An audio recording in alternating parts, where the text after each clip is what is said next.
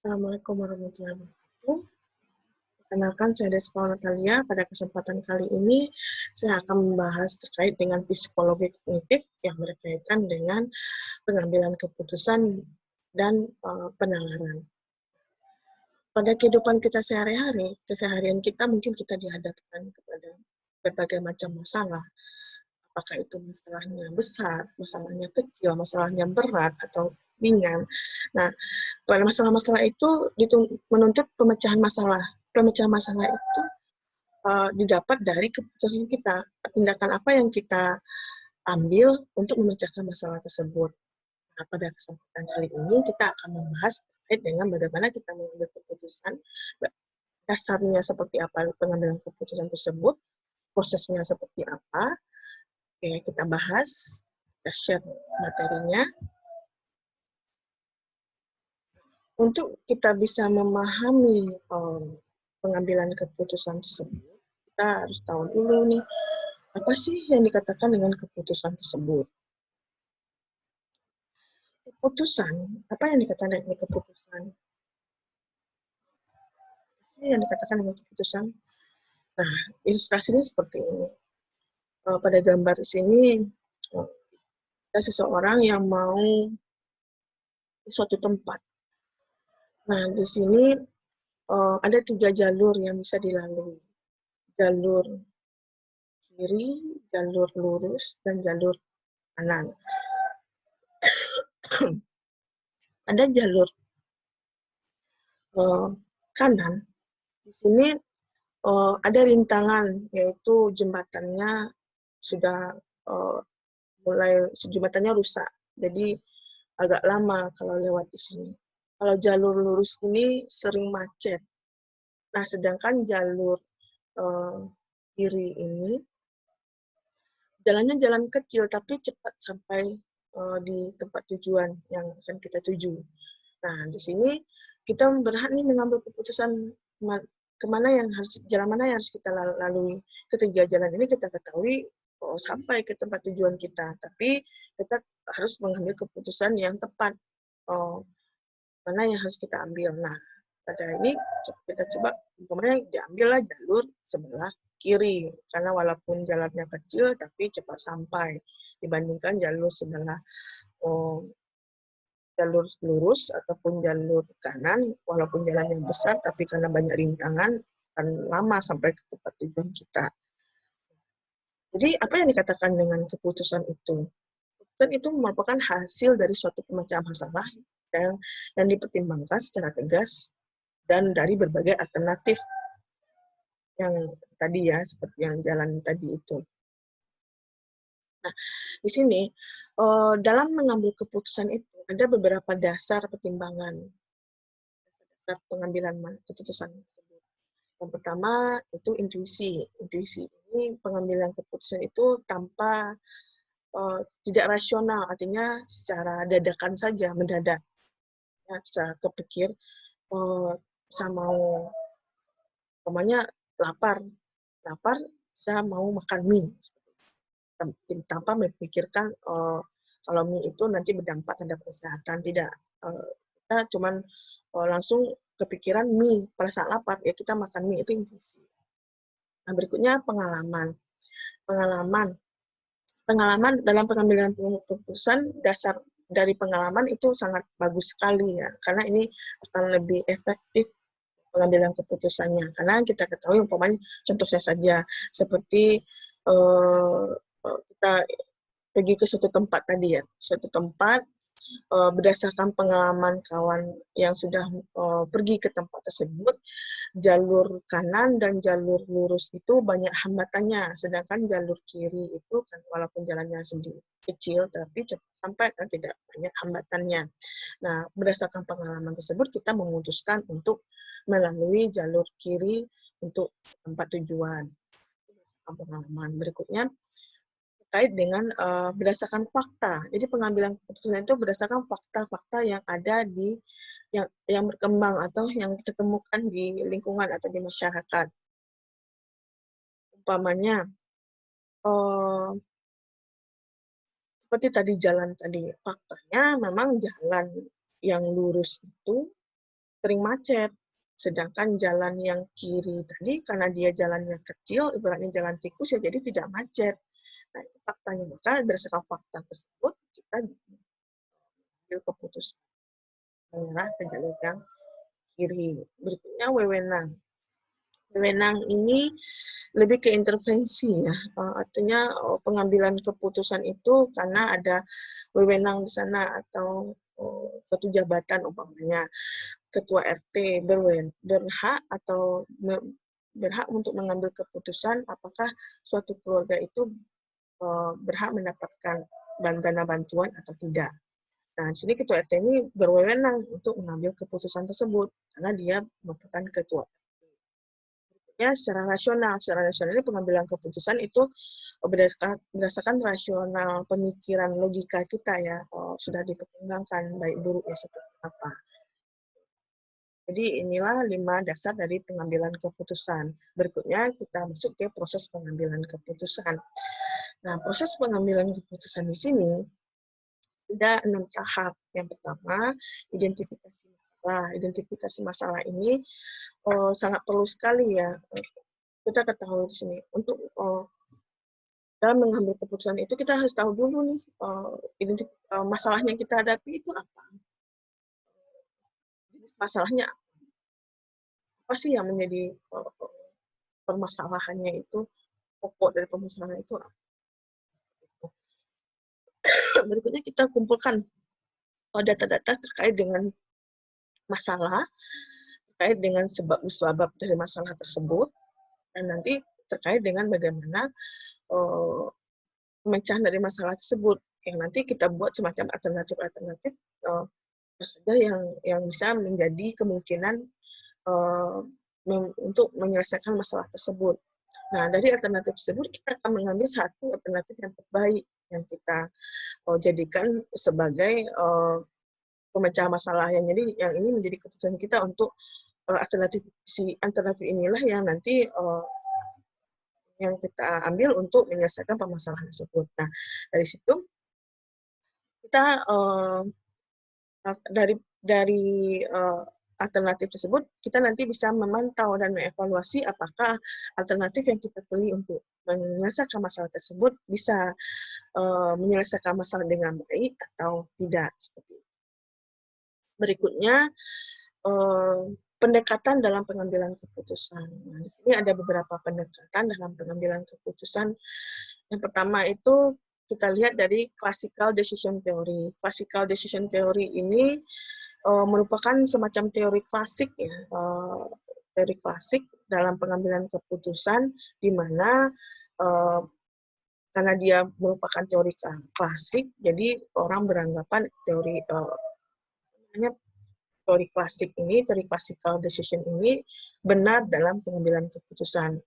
Nah, di sini kita lihat pada classical decision theory ini atau teori pengambilan keputusan klasik ini, pengambilan keputusan mengetahui seluruh informasi dari kemungkinan yang bisa terjadi. Jadi di sini pengambil keputusan itu sudah tahu dia kemungkinan sudah bisa memprediksi nih informasi dan kemungkinan yang terjadi dari keputusan yang diambil. Berikutnya, pengambilan keputusan mengetahui perbedaan secara detail antara pilihan yang ada. Jadi di sini pengambilan keputusan sudah mengetahui perbedaan-perbedaan secara detail antara pilihan alternatif-alternatif yang sudah disiapkan tadi. Alternatif-alternatif itu seperti apa. Nah, berikutnya pengambilan keputusan dapat mengambil keputusan secara rasional.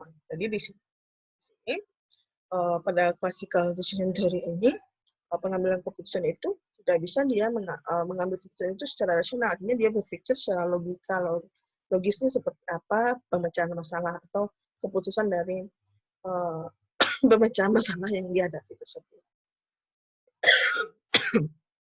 Berikutnya, ada namanya teori subjektif. Teori subjektif ini lebih ke memandang lebih ke subjektif ya, artinya memihak ke suatu benda ya, menilai suatu benda itu, mengambil suatu keputusan itu untuk mencari kesenangan saja, untuk atau menghindari dari kesulitan seperti itu.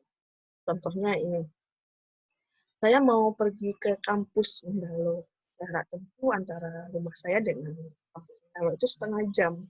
biasanya kalau pagi itu macet. Jadi saya mengambil keputusan untuk ke kampus itu menggunakan motor. Karena saya pikir menggunakan motor itu lebih simpel, lebih praktis, dan juga kalaupun nanti macet di jalan itu masih bisa melewati jalur-jalur celah-celah antar mobil ataupun jalur tikus atau jalan tikus seperti itu.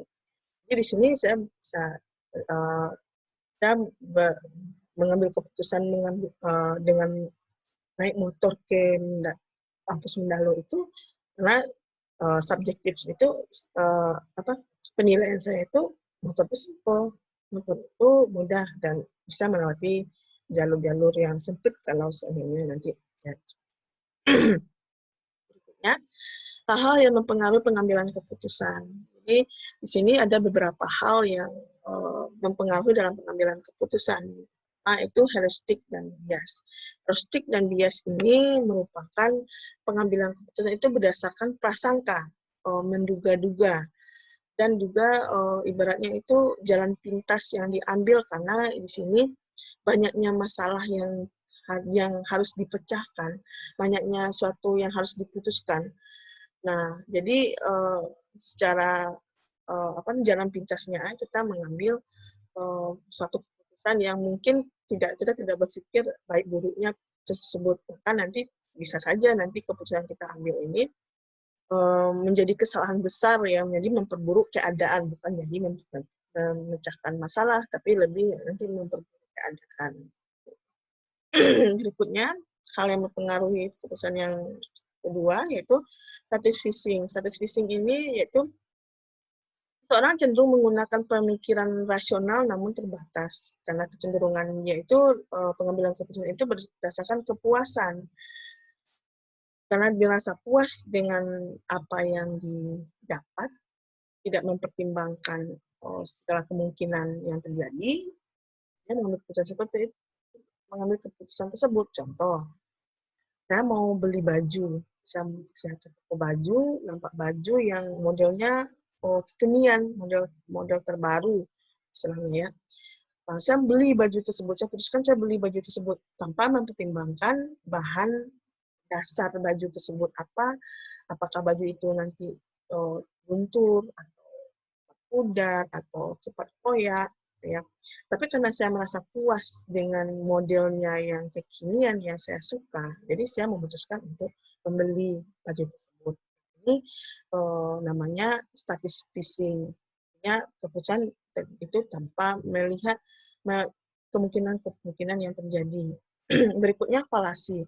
Falasi ini sesat dalam penalaran. Jadi di sini kesalahan itu terjadi akibat berpikir dengan penyalahgunaan bahasa atau relevansi. Oke, kita lanjut. Berikutnya, dalam pengambilan keputusan, untuk kita bisa mengambil keputusan itu tepat atau tidaknya, kita berpikir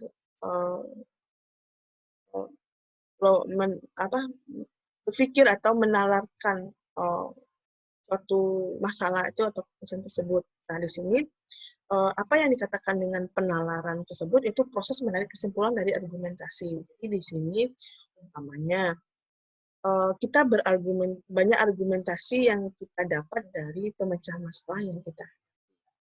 Jadi dari argumentasi tersebut kita simpulkan menjadi satu bentuk penalaran yang nanti bisa menjadi dasar kita mengambil keputusan.